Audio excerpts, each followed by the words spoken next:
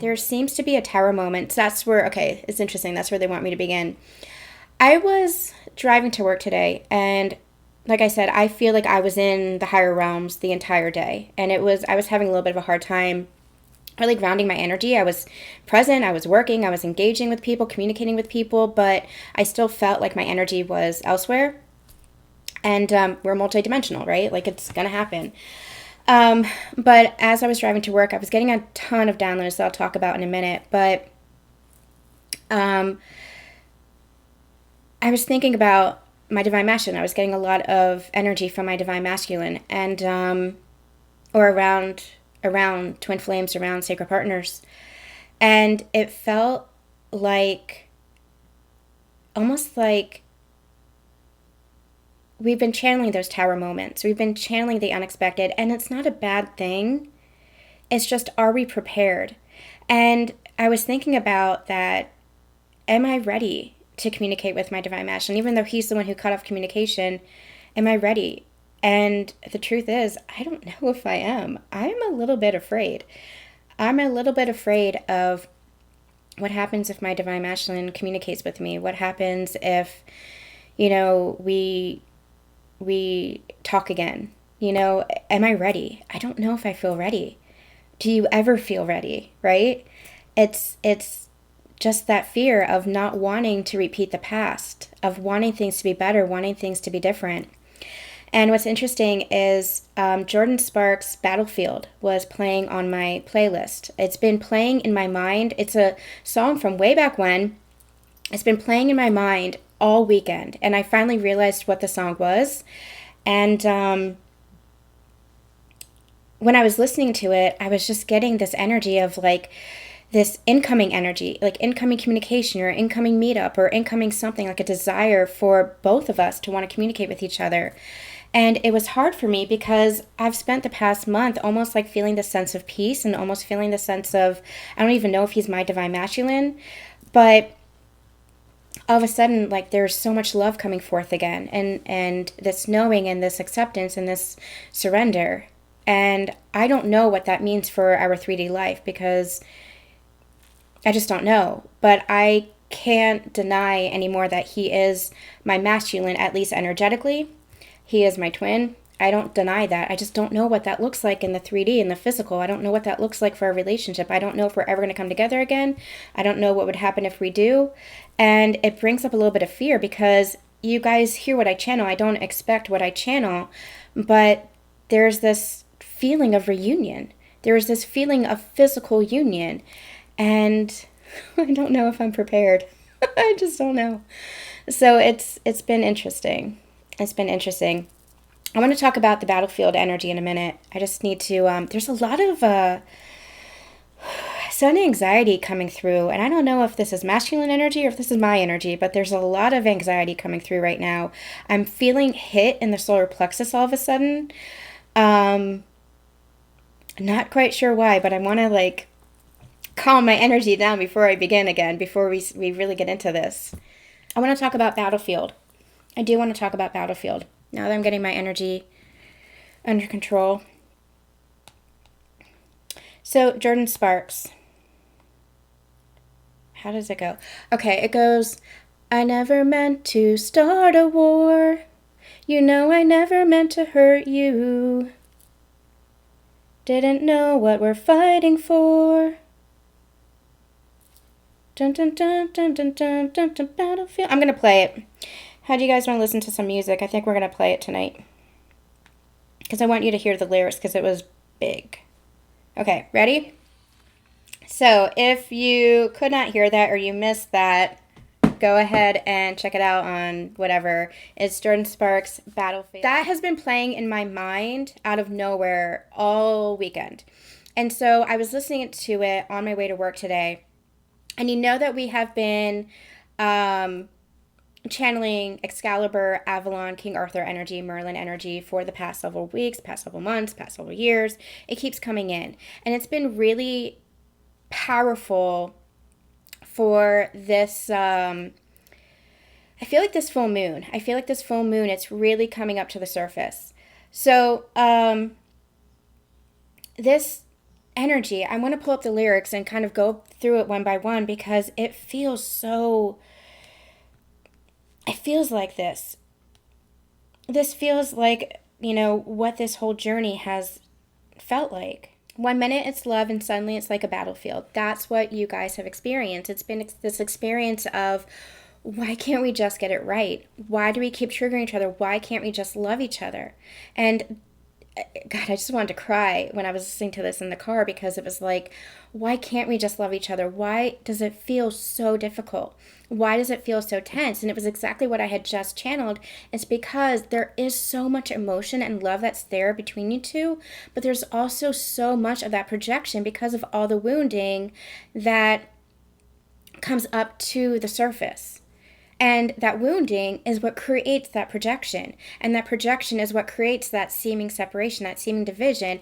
But it's perceived separation, it's perceived division, because what's actually happening is as you are bringing all that stuff to the surface, you are actually allowing yourself to acknowledge it, bring it to your awareness, and thus heal it.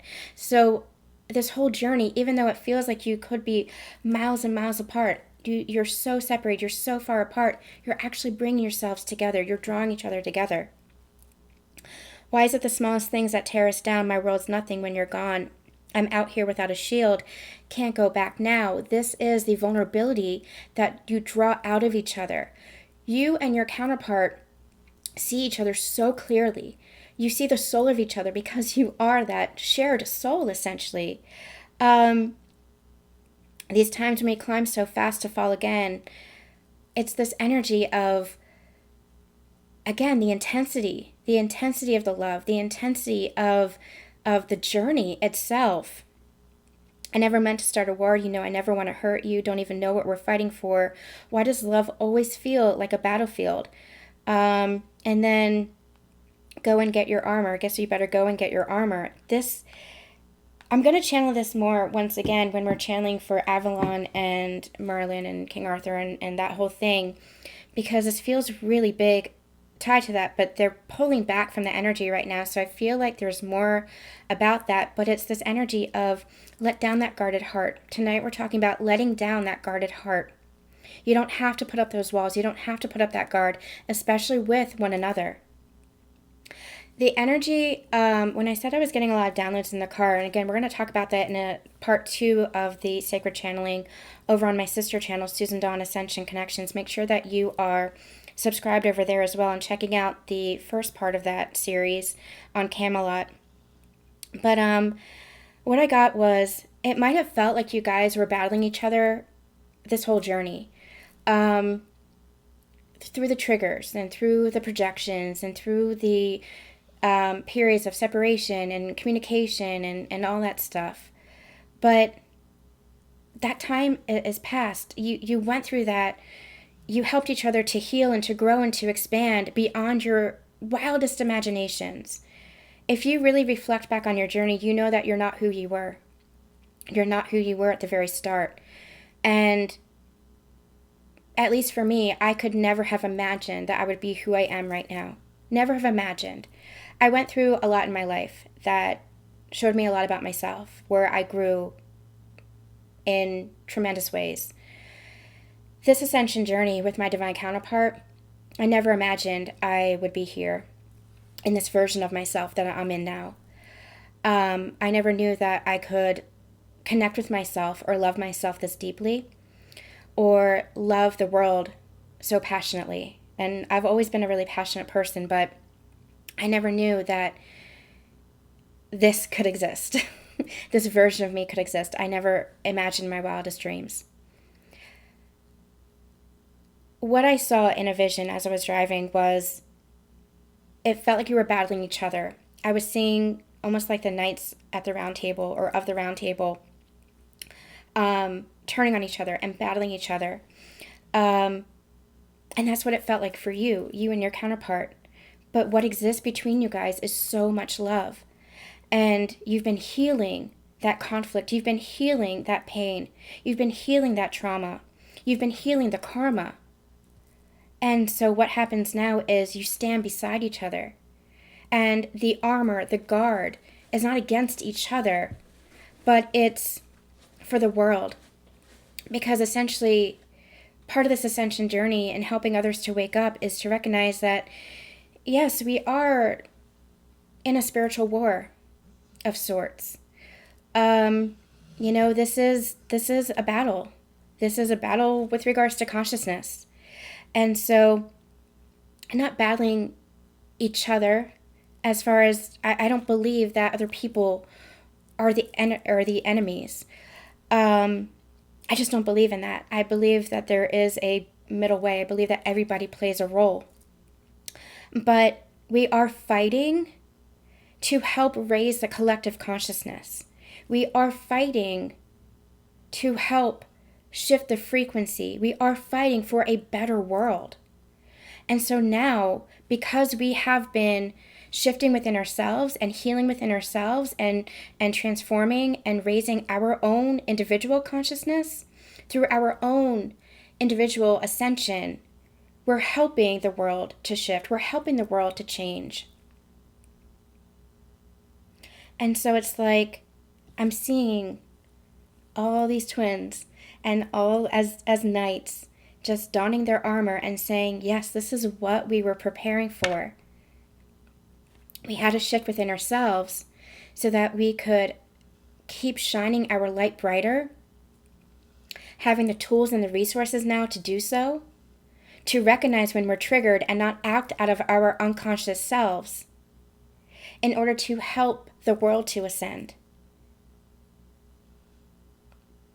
That's the true battlefield. It's not one against the other. It's not sister against brother. It's not twin against twin. It is all of us fighting for the conscious self, for the conscious collective, for unity consciousness, for oneness. That is what we're fighting for. It felt so incredibly powerful and so profound and so big, and we're not done with that energy. We want to, we're going to channel that more with the Camelot readings and the Camelot channelings coming forth, but I wanted to share that here tonight because it felt really big. It felt really big.